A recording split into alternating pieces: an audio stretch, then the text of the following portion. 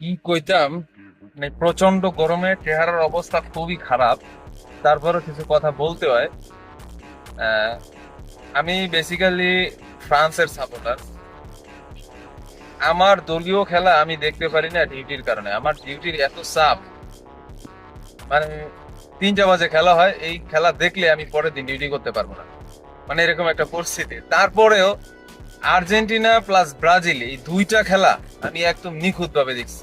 যেমন গতকালকে আর্জেন্টিনা খেলাটা দেখলাম ইজিপ্টের সাথে। তো মানে কি কইতাম ভাই, মানে আমার কাছে মনে হইতেছে যে আর্জেন্টিনা এত বড় একটা বড় দল হওয়া সত্ত্বে এরকম কেন করে তারা। এটা 100% চুরি। কালকে ইজিপ্ট, মানে মিশরীয়রা 100% জিতছে ভাই। এটা ফিক্সিং হয়েছে। এখানে রেফারির অনেক কিছু ভুল আছে। কালকে একটা গোল বাতিল হয়েছে।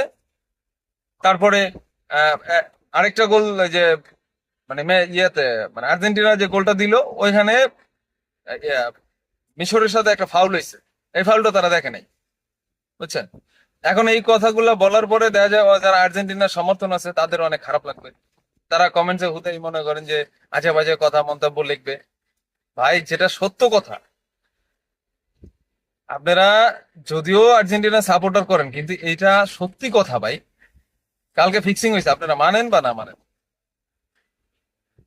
মানে খুবই খারাপ লাগে ভাই।